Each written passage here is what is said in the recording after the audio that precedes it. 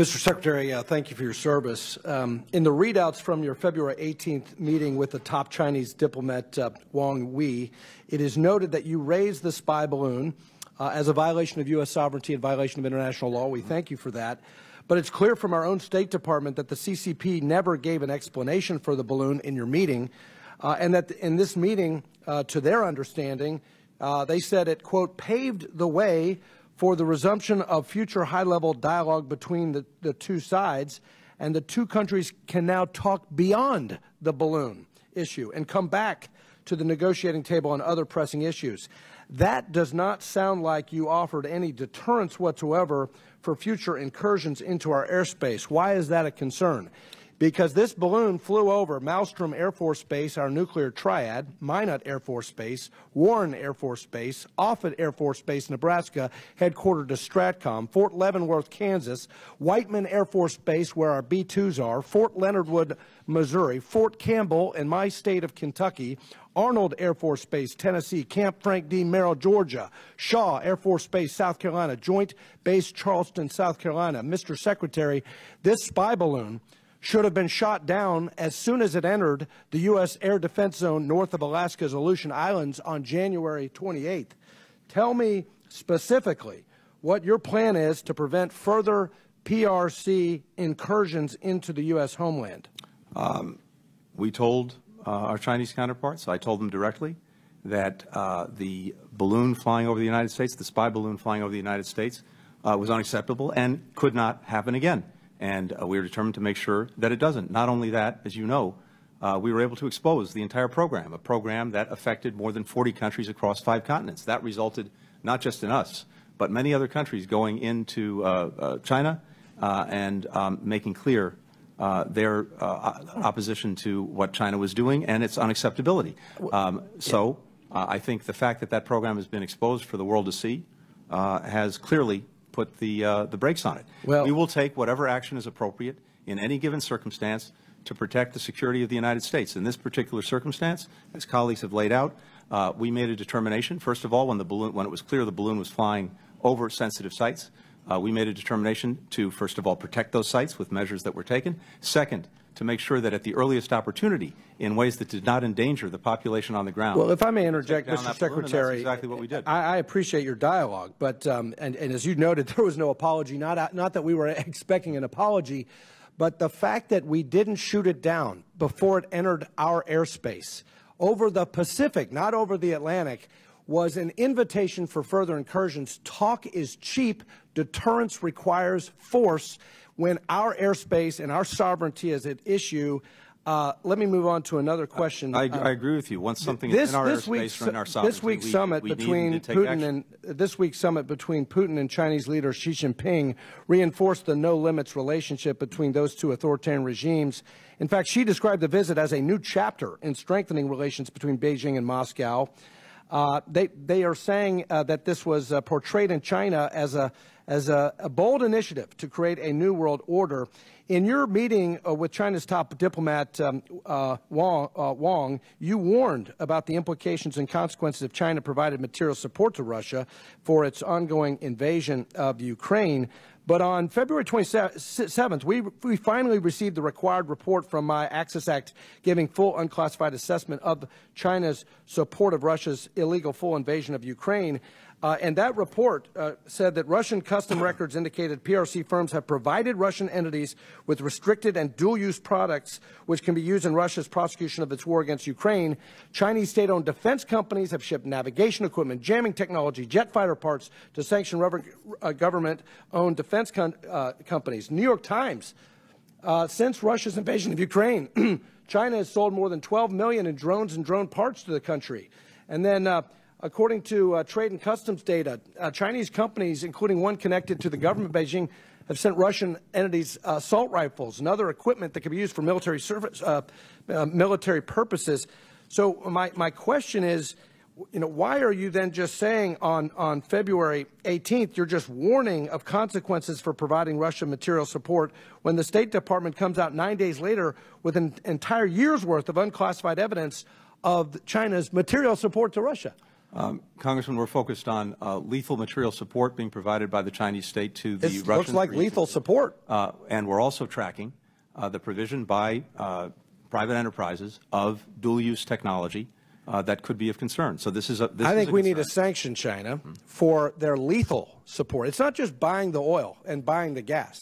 We have documented trade records, custom records of providing lethal support now. We need to get tougher on the CCP. They are financing this war in Russia, and they are providing lethal support. According to this trade and customs data, we need action, and I urge this administration to follow suit. I yield back. Thank you. Gentleman yields back. Chair recognizes Ms. Sherfilius McCormick. I hope I got that right. Thank you, Mr. Chair. Secretary Blinken, thank you so much for being here. The political and economic climate in Haiti is deteriorating significantly in recent years. The situation is so severe that nearly 20,000 people in Port-au-Prince are facing famine food insecurity, the first in our hemisphere record history. Insecurity is driving up the cost of delivering aid or making some areas completely inaccessible. Humanitarian actors, including Haitian-led NGOs, civil society, are working tirelessly to meet the needs of people. But a political solution is required to address the full scale of this crisis. In addition, from January to mid-March, 531 people were killed and 300 injured by gang incidents. How does the budget request reflect the department's outlook on the political solution to the crisis in Haiti? And if it does, how does it prioritize it? Thank you. We have at least two, if not more, interconnected problems, and you point to the two main ones. We need a political way forward in Haiti that produces a fully legitimate government that's able to do the business of the Haitian people. At the same time, given the absence of security, given the profound insecurity, it's very hard for Haitians to move forward on a political track, never mind conduct elections. And the profound insecurity is driven primarily by the fact that gangs have authority over critical parts of Port-au-Prince, other major cities, gangs who are doing, in many cases, the bidding of political and other elites, and at the same time are overwhelming, in many cases, the Haitian National Police.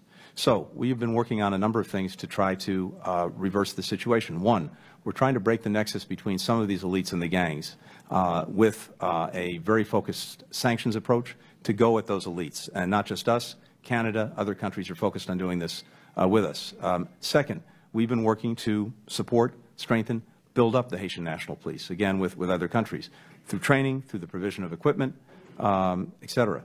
That has been a challenging process. We continue to work on it, and more needs to be done. Third, our diplomats are engaged with the Haitian government and key stakeholders in Haiti to try to move forward on the political track and to try to find some kind of agreement among them, including with the Montana Group, that would allow them to move forward with elections, assuming that the security situation improves. So we're working on all of those tracks. We have resources in the budget to help provide for that. It's primarily a function in this moment of our diplomacy and also diplomacy with other countries to get them engaged in supporting the Haitian people. Thank you. And also this week, Ranking Member Gregory Meeks and I introduced the Haiti Criminal Collusion Transparency Act, which requires the Secretary of State to submit an annual report to Congress regarding the ties between criminal gangs and political economic elites in Haiti, imposing sanctions on political and economic elites involved in such criminal activity. How does the budget address the corruption and the collusion taking place in Haiti? In addition to that, have you seen any advancement when it comes to governance and a transition government? So, yes, I think you underscore the very important point that trying to break this nexus between political elites and the gangs is critical. And that's exactly what our focus has been. And it's primarily been with directly targeting those elites that are supporting gangs or trying to use them to advance their own purposes, including denying them the ability to come to the United States, going after their assets here. Many of the people in question like to go back and forth. So I think that focus has some real potential. And as I said, our diplomats are deeply engaged, working both with the government, with stakeholders like the Montana Group, to see if we can help support an agreed way forward on getting to elections. Since being elected to Congress, I've led charge on many issues concerning the Republic of Haiti. In December, a few of my colleagues went on a CODEL to the UN, where we were briefed on dire situation in Haiti. It was during these briefings that there were many conversations about a potential intervention. Does this budget have any, allow any money for the potential intervention to the Republic of Haiti?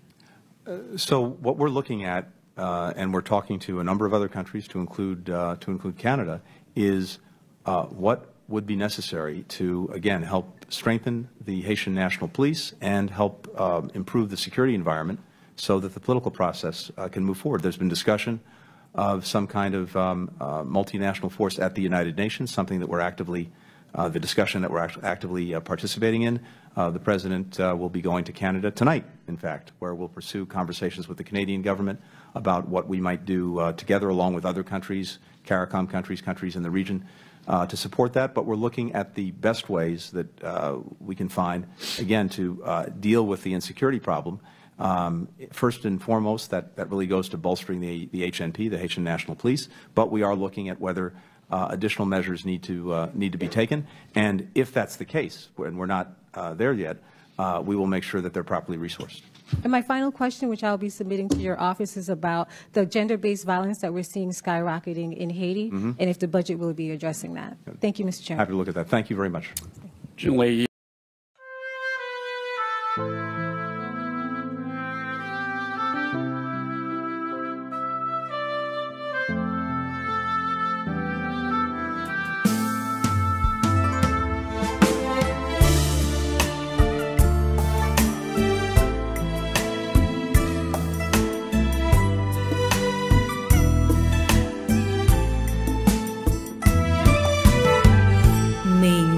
nhau như lúc mới quen ban đầu, cớ sao anh ngập ngùng. Nhà tôi đơn côi, mời anh ở lại, kể chuyện tha phương chưa lần phai nhớ thương. Mang tâm sự từ thuở thiếu đôi tay mềm, biết nơi đâu mà tìm. Nhiều đêm cô đơn tựa sóng cửa nhỏ, nhìn ngoài mưa tuôn sao nghe lạnh vào hồn.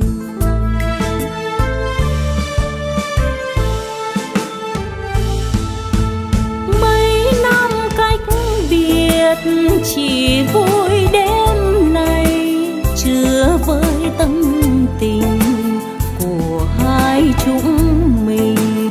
Một lần trong đời anh nói yêu tôi, tiếng ngọt trên đầu môi.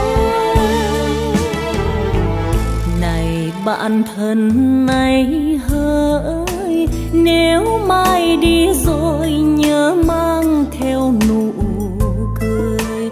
Còn tôi đêm mơ, còn tôi đợi chờ, thì dù xa xôi tôi vẫn là của người.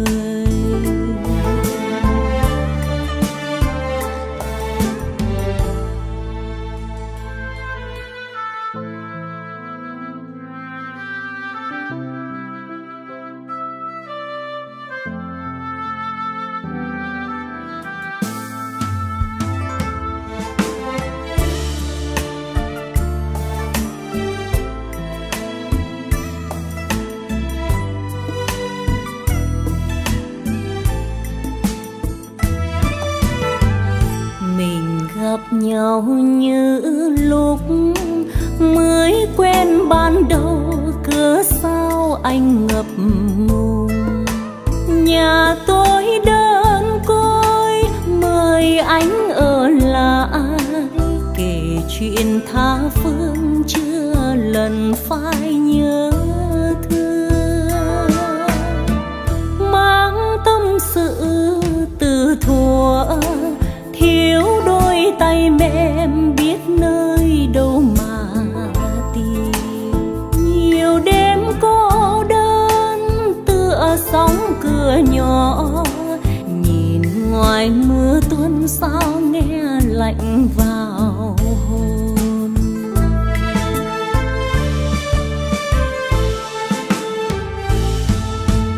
Mấy năm cách biệt chỉ vui đêm nay, chứa với tâm tình của hai chúng mình.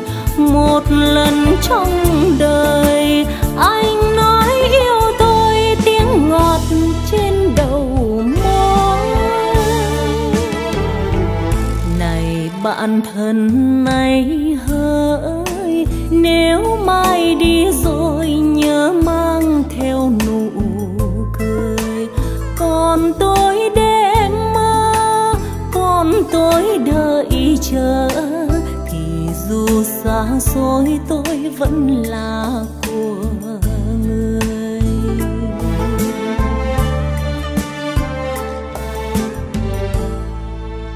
Còn tôi đêm mơ, còn tôi đợi chờ, thì dù xa xôi tôi vẫn là